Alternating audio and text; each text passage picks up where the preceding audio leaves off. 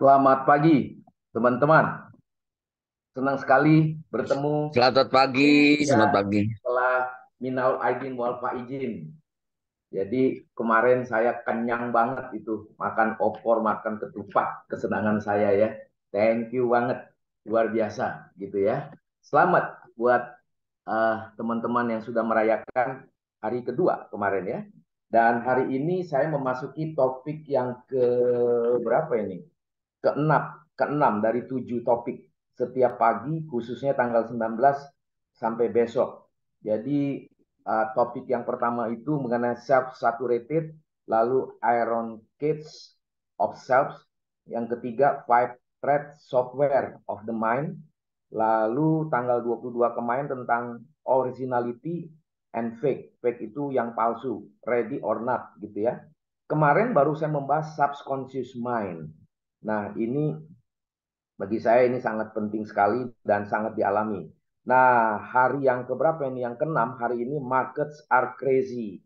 Besok yang terakhir self sabotage, sabotase tentang self. Jadi tema-tema yang sangat applicable yang akan saya garap dalam 20 sampai 30 menit. Besok hari terakhir, 7 hari berturut-turut. Jadi mengenai topik ini memerlukan satu kelapangan dada. Kenapa banyak pasar bisnis dunia ini sedang begitu kacau? Di Amerika memang benar-benar sangat down, sangat banyak hal-hal yang menakutkan tentang tembak-tembakan di sekolah dan akhirnya banyak orang yang mati, khususnya anak-anak begitu ya. Ini sangat menyedihkan dan juga ada satu atau dua bank yang ada tembak menembak bukan soal merampok begitu ya, tetapi lebih banyak kepada satu kondisi sehingga akhirnya menjadi chaos, menjadi kacau begitu ya. Terus yang kedua, di sana sedang mengalami degradasi bisnis yang roboh. Sehingga bisnis yang roboh mau nggak mau memungkinkan itu menjadi satu kesulitan untuk mampu bertahan di dalam era AI.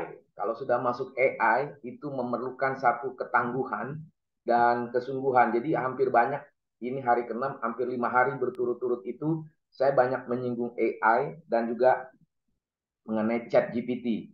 Dan informasi yang saya dapat, karena AI akan banyak kemunduran orang-orang yang mau belajar tidak ada lagi selera. Karena sudah diganti robot. Dan di Tiongkok, di Beijing, Shanghai, yang menjadi orang-orang yang berkarya itu posisi strategis dilakukan oleh robot. Jadi robotics. Itu adalah satu deep learning. Saya juga sudah bahas mengenai deep learning dan seterusnya, menjadi satu kondisi bagi orang Indonesia yang tidak serajin, tidak secanggih orang-orang Tiongkok yang ada di Chungkok, istilahnya di Beijing dan Shanghai dan Guangzhou. Itu 3 negara bagian di China itu sangat relevan dan memerlukan satu ketangguhan untuk bersaing di dalam dunia global yang semakin cepat. Nah, kecepatan-kecepatan ini memerlukan kesungguhan bagaimana kita bisa mampu menghadapi perbedaan itu. Maka di sini saya mengusulkan supaya teman-teman boleh memikirkan hal-hal ini menjadi lebih peka lagi. Karena kepekaan itu di dalam dunia AI, Artificial Intelligence, sangat diperlukan. Kenapa? Karena robot-robot itu tidak ada kepekaan batin. Jadi mereka sudah disetting pikirannya dan sudah disetting omongannya dan gayanya terlihat lebih cerdas. Memang betul karena sudah diprogram, disetting di dalam orang-orang yang super hebat. Itu ada satu perkumpulan di seluruh dunia ini hanya kemungkinan 3 bangsa, yaitu Yahudi, orang China, dan orang India. Dan mungkin sebagian negara-negara lain, Eropa, begitu ya. Dan itulah yang men-set up. Anda kalau kenal yang namanya Mark Zuckerberg, Anda mengenal Jack Ma, Bill Gates, apalagi Elon Musk, itu adalah kunci success story bagi seseorang ingin menjalankan bisnis yang kompetitif. Nah, kenyataannya orang Indonesia tidak siap di dalam perubahan yang perlu ada kecerdasan yang incremental. Kenyataannya apa? Orang Indonesia lebih peka, hanya nyontek, copy paste, cari data secepat mungkin yang ada di artificial intelligence. Oh, tidak ajak jalan-jalan.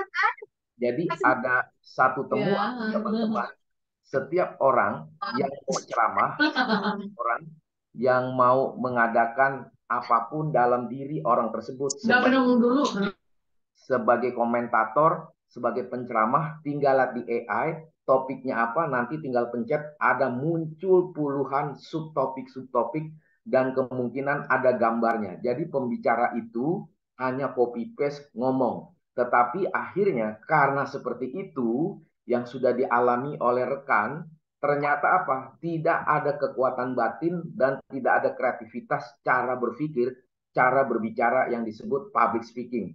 Inilah yang menjadi kelemahan bagaimana orang Indonesia tidak siap. Maka orang China yang ada di Beijing dan Shanghai itu jauh lebih maju dan jauh lebih cepat. Ada satu diskusi di Hong Kong 3 hari yang lalu, orang-orang yang sangat top dari Yahudi diskusi dengan orang-orang China yang sangat top, itu adalah ilmuwan-ilmuwan bagaimana mempersiapkan 50 tahun lagi dari seluruh aspek hidup manusia yang akan dikembangkan dari beberapa fase artificial intelligence. Ngeri loh, saudara-saudara.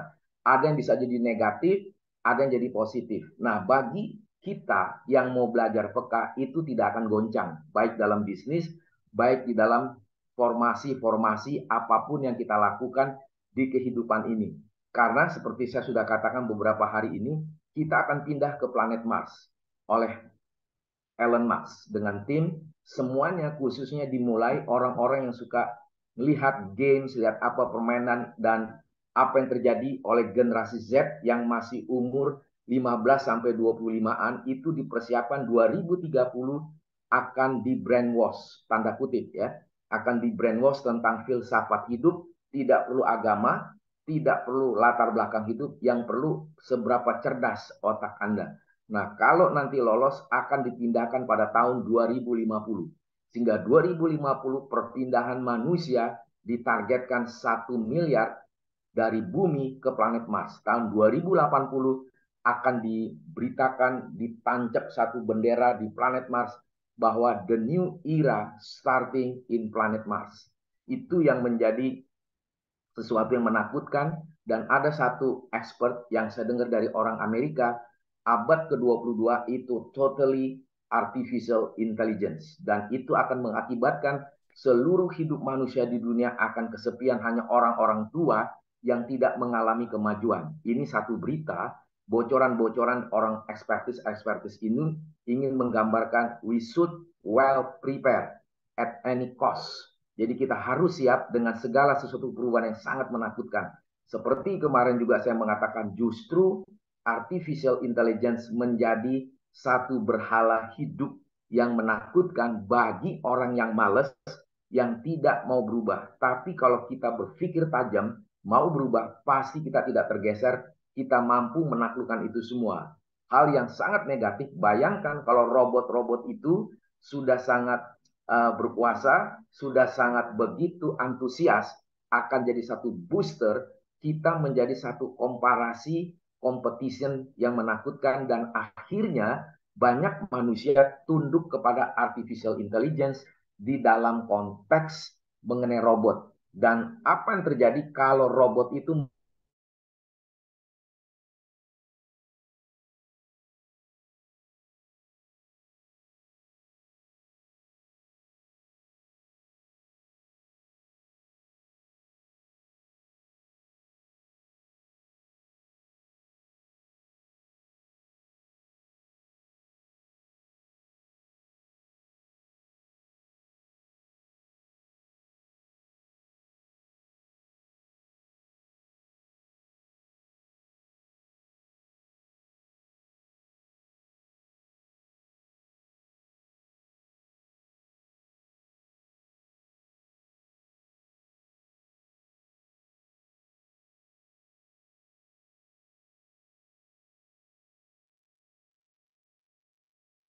Jadi kegagalan itu hanya satu bagian untuk kita mampu berubah.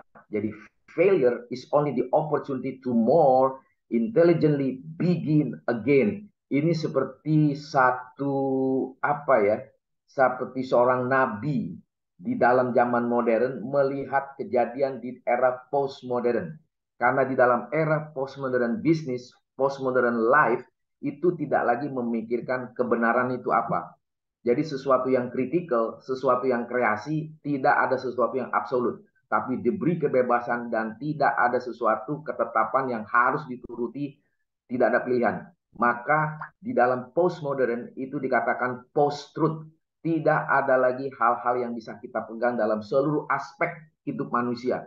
Mau berbicara bisnis, mau bicara ibadah, mau bicara religius, mau bicara apapun, itu akan digeser, roboh, runtuh. Tetapi Henry Ford mengatakan apa? Kegagalan itu adalah satu kesempatan untuk kita lebih cerdas lagi, mulai yang baru. Tetapi diambil alih oleh AI, Artificial Intelligence. Dan orang Indonesia secara khusus tidur, ngorok, tidak mau belajar dari kegagalan. Jadi Henry Ford seperti ada suara kenabian berbicara lihat jauh ke depan, 100 tahun yang akan datang. Belum 100 tahun, mungkin baru 50 tahun, bangkitlah yang namanya artificial intelligence. Teman-teman harus sadar akan hal ini. Kita harus lebih cerdas, harus lebih sungguh-sungguh. Apa yang kita bangun, apa yang kita lihat itu menjadi satu momen. Slide selanjutnya, ini akan saya tawarkan. Baru tadi malam saya mengerjakan ini semua. Ya, dalam 1 jam, 2 jam adalah hasil bagaimana markets are crazy. Dengan gara-gara artificial intelligence dan banyak hal yang lain begitu meledak, begitu membahana di Amerika, itu banyak pengangguran-pengangguran intelligence karena mereka cemburu dan mereka tidak mampu melawan orang-orang Cina di dalam kreativitasnya. Seluruh bagian di Amerika, mau kedokteran, mau IT, mau bisnis apapun, semua dipegang oleh orang imigran dari China dan India. Sehingga dua bangsa ini menjadi satu monitoring dari pemerintahan Amerika. Tapi pemerintahan Amerika mengakui bahwa mereka lah yang menjadi booster, menopang epicentrum kemajuan Amerika masih tetap dipertahankan walaupun mereka bukan warga negara Amerika. Mereka harus menuruti satu prinsip, it's normal. Dan orang Yahudi tetap memonitor dan menjaga itu semua menjadi 3 bangsa yang besar di Amerika running bisnis yang begitu sehat dan bisa berkompetisi di seluruh dunia. Nah, teman-teman, saya memberikan mengenai markets are crazy. Why? Yang pertama, at the core of performance. Jadi semua Anda dan saya harus berpikir kinerja. Pusatnya, kepentingannya, keseriusan kinerja. Kita lihat menteri-menteri dari Presiden Jokowi tidak semuanya orang cerdas. Tidak semua kinerjanya sangat relevan. Begitu juga gubernur, wali kota, dan yang sejenisnya dan seterusnya. Begitu juga di korporasi. Banyak sekali orang kinerja KPI-nya itu terlalu biasa, mediocre. Maka di sini saya mengatakan, where do you stand on globalization? Di mana posisi Anda dan saya di era globalisasi yang sudah borderless? Di dalam detik, menit kita bisa konektivitas, bisa ngobrol. Seperti saya pernah berkali-kali mengatakan saya bisa ngobrol dengan Elon Musk, dengan Mark Zuckerberg bicara soal bisnis yang perubahan sangat cepat dan apa yang terjadi jika Anda dan saya itu sudah dimonitor oleh algoritma. Sehingga saya banyak ditelepon, banyak di WA orang-orang dari mana itu South Korea terutama dan dari orang bule begitu ya. Tiba-tiba masuk ke saya meminta teman segala macam. Saya coba, saya oke. Tapi apa yang terjadi? Waktu jadi teman ujung-ujungnya apa? Tentang AI dan juga tentang apa itu soal bisnis yang sifatnya investasi yang banyak kita tahu tentang robot trading dan seterusnya. Itulah yang menjadi satu hal dinamika hidup manusia itu sudah disetting oleh mesin. Maka kita perlu reviving growth. Jadi kita perlu ada hal-hal pertumbuhan bisnis kita, pertumbuhan kompetensi kita harus dihidupkan lagi. Nah, yang kedua, tentang yang saya sebut managing business in downturn. Jadi bagaimana kita kelola bisnis kita yang akan terus mengalami kemerosotan. Anda jangan salah, kopi kapal api ambruk. Belum lagi yang lain-lain sedang antri ambruk. Nah, teman-teman saya mengatakan, bro, ini banyak yang ambruk nih bro. Kenapa ambruk? Saya bilang, pasti salah manajemen. Yes. maka kerjaan lu laku bro. Maksud lu apa? Lu kan konsultan, lu akan banyak bisa beresin apa yang Coach Tom Tobing mengatakan. Kalau tidak dikelola dengan baik, kalau tidak dilatih dengan baik dengan talent pool, itu adalah investasi korporasi untuk melihat opportunity dan merubah mindset dan harus mengikuti kemajuan-kemajuan di dalam konteks kekinian, bukan kemajuan-kemajuan yang meneruskannya dengan konteks-konteks tradisi yang sudah tidak cocok dengan situasi saat ini. Jadi teman-teman, yang ingin saya mau katakan apa? Seluruh hidup bisnis dunia ini memerlukan ketangguhan. Tidak hanya iman di dalam agama masing-masing, tetapi kecerdasan membaca pasar dan ketersiapan, kesungguhan bagaimana kita memberi kalkulasi dan mengambil keputusan dengan bijaksana. Kemarin pagi saya membahas mengenai hal topik yang sangat menarik, yaitu mengenai subconscious mind. Saya tidak ulang lagi, Anda nanti bisa di YouTube kalau sempat gitu, ini sedang diedit. Subconscious mind. Jadi itulah yang menimbulkan managing business in downturn yang akan terus makin bergejolak, PHK, downsizing akan makin banyak. Jadi orang yang cerdas, pegawai yang cerdas, jujur pastinya, dan berani lawan arus dalam arti positif, memberikan satu arsitektur way of thinking dan arsitektur cara melepaskan hal-hal di dalam ketersempitan yang tidak mau maju, dan bagaimana cara selalu memperbaiki dengan lubrikasi otaknya tidak menjadi korosif, berkarat begitu ya. Maka market creating wealth beyond money. Jadi Anda dan saya di korporasi apapun, siapapun Anda jabatannya, menciptakan kekayaan itu bukan soal materi, itu lebih daripada uang. Jadi kekayaan dari wealth management itu melebihi dari sekedar uang saja, di mana orang diperbudak, dihantui oleh kebanggaan mengenai uang yang sementara. Maka AI membawa satu peradaban baru tentang otak yang cerdas, creating wealth brain. Bagaimana kita menciptakan otak sebagai aset, sebagai heritage, sebagai warisan yang harus diteruskan dari generasi ke generasi. Anda lihat aja, anak Anda berapa? 3 orang. Anda harus berpikir 5 orang, 10 orang, whatever. Anda harus mempersiapkan the next 20 years. Dan anak itu setelah umur 25 harus berpikir the next 50 years. Anda sudah lewat, masuk kuburan. Betul kan? Tetapi diteruskan oleh keluarga Anda, anak Anda, kita masing-masing untuk memikirkan kekayaan otak beyond the money.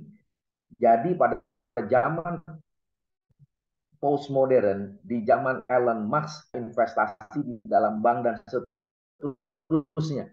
Tetapi kekayaan otak Anda dan saya itu bisa tidak menjadi market survival, bisa menjadi satu kelangsungan kehidupan daripada satu pasar itu bisa nyata.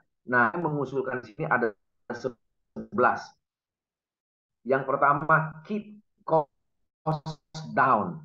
Kita harus memperlihatkan yang kita siap. Jangan berpikir 100 juta itu habis. Tapi bagaimana hanya 30% Anda bisa saving. 70% itu bisa kita lakukan. 30% sebagai investasi modal, investasi properti, investasi produk, dan sejenisnya. Itulah yang saya lakukan sewaktu saya menjadi CEO di satu perusahaan. Jadi kalau owner kasih 1 miliar, saya tidak habiskan 1 miliar, tetapi saya siapkan 30% untuk saya ekspansi dan lain sebagainya. Dan itu perlu satu cross subsidize, dan kita perlu menanamkan konsep talent pool di dalam divisi masing-masing, etc. Nah, yang kedua, diversifikasi. Diversifikasi suatu kerja keras di dalam market yang crazy and busy. Itu menjadi kacau, tidak pasti begitu ya.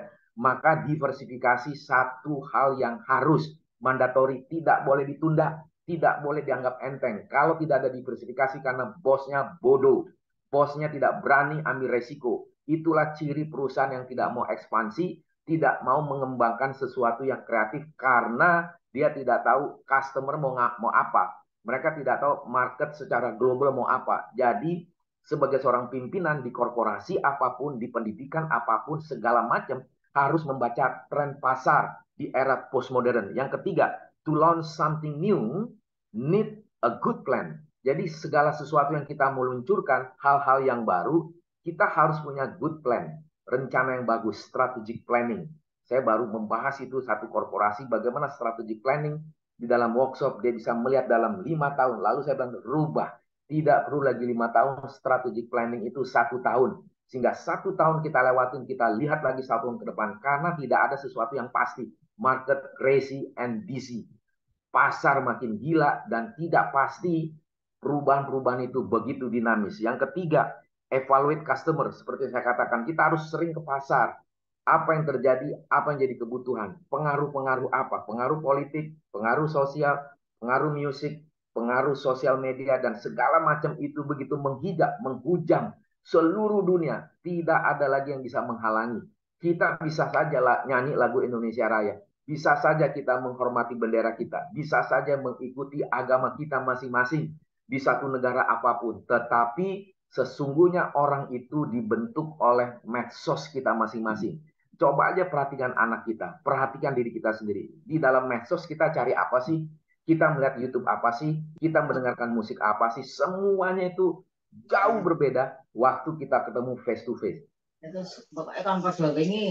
Inilah yang menjadi satu kesulitan dalam hal yang kelima adalah overcoming debt, generating growth.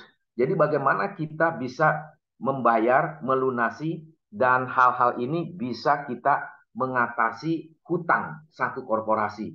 Saya tidak mau bilang banyak sekarang korporasi hutangnya tidak bisa dibayar, ditunda dengan alokasi pengurangan dari komitmen distribusi cash flow-nya seperti apa. Ini yang terjadi.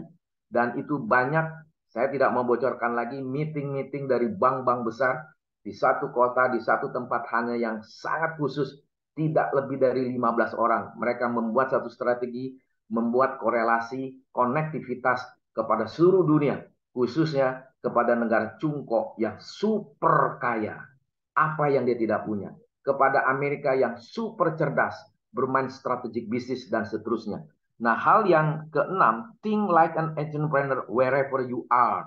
Jadi, market gila yang tidak pasti dalam arti how you make a growth your business in your mind. Berarti kita harus berpikir seperti seorang pengusaha yang masih baru. Jadi terus menerus bermain dengan satu prinsip yang tidak gampang dikendalikan oleh situasi yang sangat cepat berubah loh teman-teman. Jadi yang ketujuh, barulah go to career strategy.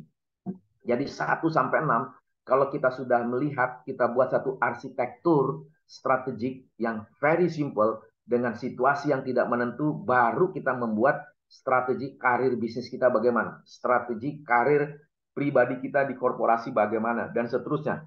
Yang kedelapan, understand and shape personal branding. Ini yang paling susah. Banyak pengusaha-pengusaha muda, korporasi-korporasi, dia tidak mau membentuk personal branding pimpinannya, personal branding bawahannya, tidak hanya personal branding dari korporasi. Banyak orang karena mental gaji bulanan, dia tidak mampu menjual dirinya sebagai merek yang sangat signifikan dan korelasi konektivitas di mana dia bekerja. Misalnya saya, Tumbur Tobing, bekerja di perusahaan angin ribut. Kalau saya tidak ada personal branding, perusahaan angin ribut itu tidak mengenal siapa Tumbur Tobing dan siapa yang memajukan bisnis ini. Kenapa? Karena tidak ada satu kekuatan pribadi yang unggul berada di korporasi dan dia punya public speaking di ruangan kompetisi, di wilayah hal-hal yang sangat global yang begitu cepat, dia tidak muncul. Kenapa? Satu, bahasa Inggrisnya lemah. Kedua, dia tidak berani membuat seminar singkat dan tidak muncul di TikTok, tidak muncul di Instagram, dan dia tidak mau berbicara, itu digeser oleh zaman. Kalau salah satu orang ekspertis mengatakan 2-5 tahun akan roboh perusahaan-perusahaan yang tidak ada pemimpin yang public speakingnya begitu unik dan berani jual diri. Karena kita semua, termasuk saya, itu sudah masuk algoritma. Jadi seluruh dunia ini tidak ada rahasia. Saya pun sudah dideteksi oleh Google dan segala sesuatu itu akan menjadi jejak digital lebih dari 100 tahun yang akan datang. Sehingga kakek gue siapa? Si Tumbur ini siapa? Dia ngapain? Tinggal buka saja di Google, muncul seperti sekarang saya lagi bahas ini. Nah, ini teman-teman bisa paham ya. Jadi understand and shape personal branding. Yang kesembilan, start now to build leadership into your brand. Nah, itu jadi bagaimana kita memulai satu sifat kepemimpinan yang konteks kekinian, bukan konteks masa lalu. Kita jual diri kita dengan public speaking kita, dengan otak kita, dan hal-hal yang bisa menggugah pendengarnya. Mungkin tidak siap karena tidak mau maju. Mungkin tidak siap karena tidak mau ada diperbaharui. Tetapi someday, next 2 or 5 years, they will remember and they will try to seek who is Tom Tobing, etc. Contoh, misalnya gitu ya. Lalu yang ke-10, power up by tweaking personal style. Jadi bagaimana kita bisa mengutak-atik, memperbarui cara gue bagaimana nih bicara. Maka kalau teman-teman lihat berapa banyak saya di TikTok, topik yang saya bagi. Berapa banyak di Instagram, berapa banyak di Facebook Live, berapa banyak di YouTube. Saya selalu mengatakan, coba ada yang bisa seproduktif Tumbur Tobing nggak melakukan seperti ini. Sudah 1000 topik masuk hanya di dalam 2020 sampai sekarang 2024. Kenapa? Berani. Bukan cerdas, berani, akhirnya otaknya dilubrikasi karena bicara, jadi tidak korosif, tidak kena karat yang mematikan, idenya lepas.